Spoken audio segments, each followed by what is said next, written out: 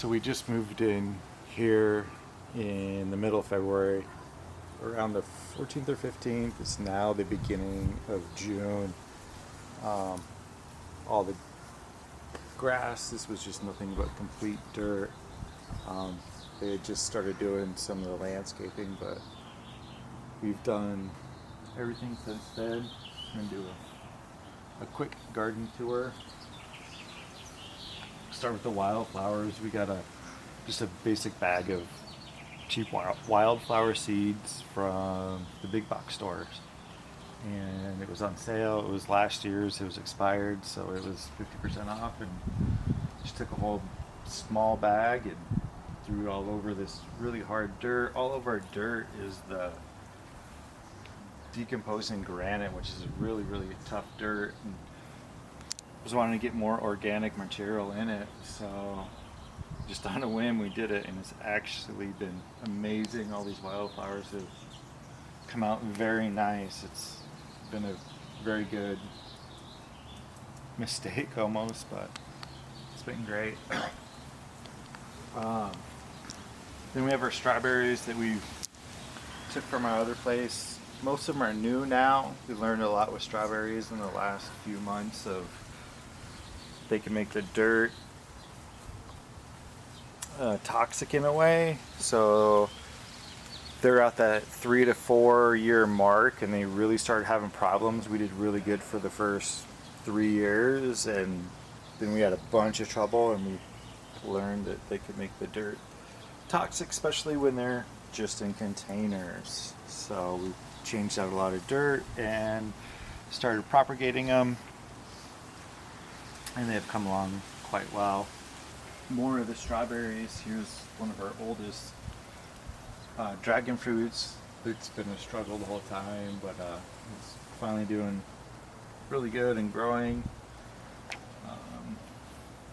Random sunflower that we planted with our peas, thinking they would support the peas, but the peas grew, produced, died before these things got big. Now they're huge. And we got an artichoke plants here that originally was a spot for a banana plant that we tried to propagate, and thanks to my wife, I didn't just completely plant anything else there. I planted some artichokes on the side, but now down in the middle we have a banana plant. It's couldn't believe it completely came back. I mean, totally died off, but so we have to figure out how to make everybody live. So that'll be a interesting learning point. And this is a red banana plant. I'm horrible with the exact names of it, but it's the banana plant that won't die. I've literally killed it 4 times. It's been more than 6 or 7 feet tall, and I've made a bunch of mistakes trimming it, and the whole move too. But yeah, it's completely gone down to almost nothing and just come back every time. So it's the red banana plant that won't die, and hopefully we'll actually get some bananas with it this year. And then when we first moved in, we have this big fence, and we wanted something, or I wanted something along the fence line that was green, that at least grew up. So I just got corn, not thinking they'd really do much. This was actually the original one, and now it's the smallest one. I think it's gotten to the point where it's just a little bit too old. I've had to deal with a lot of issues, stunt growth. It only grew for so long, and it was stunted here for a long time between the move and the weather and everything else, but now it's actually growing up. And I'll do other videos about trimming it and the right way, the wrong way, because we've definitely done it the wrong way more than once and learned a lot. So we'll do other videos on trimming and taking care of banana plants. And we'll go over to the the cattle trellis. This was a first time for us for a full cattle trellis. It was really fun trying to get home. Anyways, we basically just pinned it in between two of the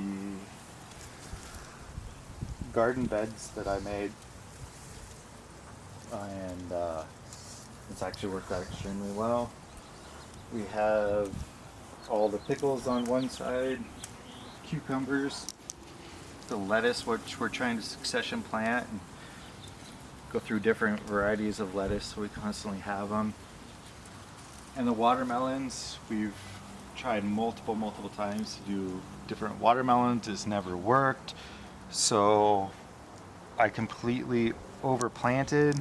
Seed started way too many of them. Now I'm learning how to deal with too many watermelons and trimming and cutting.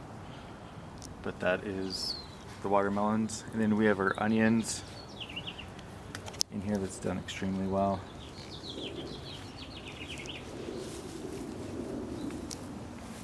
And I always wanted to do cherry tomatoes on a trellis just to see. So this is two special varieties that I researched and looked up and found.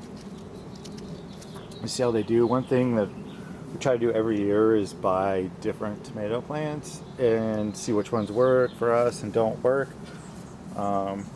This year is going to be a complete challenge because everything that used to work for us at our old place no longer could work or not work. It's a complete learning year of the weather, and tomato plants that I've had from seed that's done great for me for years. We're seeing how they're going to do out here with the different weather. But every year we always try to get different special varieties just to see how well they'll do. And this guy needs to find a new home. Oh, he's eating away. Ta-da. And then we have our butternut squash that's coming up, along with pole beans. I always wanted pole beans. I grew up, didn't want to do bush beans. I wanted something that grew up poles. Just a personal preference. I think it looks cooler when they grow up over a trellis or they climb up a different plant. We planted for them just to do that. Here's another artichoke plant we've first year doing artichokes, and we've gotten really lucky with them and had great success. So it's going to be another learning year with artichoke plants, but we've had good luck and keep them going. So here's two more cherry plants, all four different varieties. All four of these are ones we're trying out for the first time this year. We've had great luck with this year basic Super 100. Super easy to grow, great ones, but cherries want to do something new and different. And so these four new varieties. And let's go along. We have two apple trees. We have an Anna and a Dorset orange tree. One thing we love to do is find things that are completely on clearance. And this was 80% off clearance orange tree that we picked up and pretty much dead, and we've brought it back to life quite nicely. It's done well. Didn't think it was going to make it a couple of times, but it's needs a good trimming. But it's actually done quite well, and we love really trying to find something that's clearance that we could bring back and just find the time to let it grow. Here's two more of the artichoke plants that we planted in the banana holes, and once again the banana is coming up after months and months of being completely dormant or dead underground. This is our first set of tomato plants that we did first. We have, as of right now, oldest, the middle, and the youngest over there. I'm trying to, of course, always succession plant. So we have them through different times of the years, if it works correctly. So a few of these are varieties that we've grown from seed before, and a few of them are brand new varieties we're trying for the first time. And these are some of our older tomato plants too. I'm really trying to keep the basil planted inside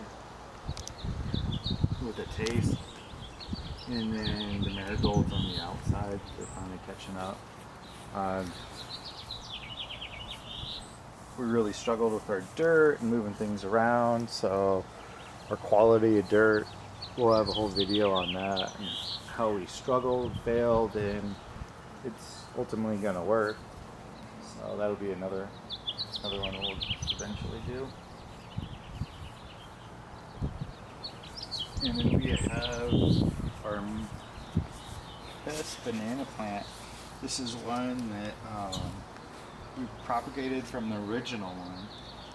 It was, we took it out and the kids and I made Mom a nice Mother Day huge pot with banana in it, and it just went crazy, and it's done the best. This thing is outgrowing all the other ones by a lot. It's the youngest, healthiest, and happiest. Huge leaves. Maybe because it's Mom's banana plant, who knows. And then we have, more of the corn that once I noticed how well it started doing, we started planting more and more. Once again, succession planting. Really working on the self-pollinating with these things instead of letting them pollinate with each other. And hopefully we could get some good videos. You have to do it first thing in the morning to really see the pollen fall. Come out first thing in the morning with no wind, give them a nice light shake, and you could see the pollen just fall straight down onto all the tassels. And so we've really been trying to do that versus have enough of them in an area where they have to be right next to each other. So all the pollen's gone now. It's been windy enough all day, you won't be able to see it. But in the morning, you come out and give it a nice little shake back and forth, and it's just a dusting of pollen that hopefully falls down onto all the tassels. Each tassel needs to get some of that pollen. And we got another bean plant coming up here. Tried to do it with the corn, but I think I got the varieties mixed up. This is a shorter variety of corn, where I wanted that actually with the longer variety, but I always need to work on writing things down where I put them. I always think we're going to remember, but most of the time I was going to forget. And then in between our middle and youngest tomato plants, we have a bamboo trellis that we built by hand. It was a random project that it turned out okay. I feel like now that we built one, we could probably build a better one a second time, but it's good, it's sturdy, and we got all the beans coming up that'll grow up those and make a nice trellis bean. And these are some of our oldest planters that we've had. We've always rotated crops and these from tomatoes to peas. Tried very hard to constantly rotate the proper crops in these over and over. These are left over from our peas from the winter time. Now we're trying to do a bunch of cucumbers, mostly just pickling cucumbers. Well, our battery died after that. We were going to record a new video and we decided that this is real life and that's that. So tune in next time.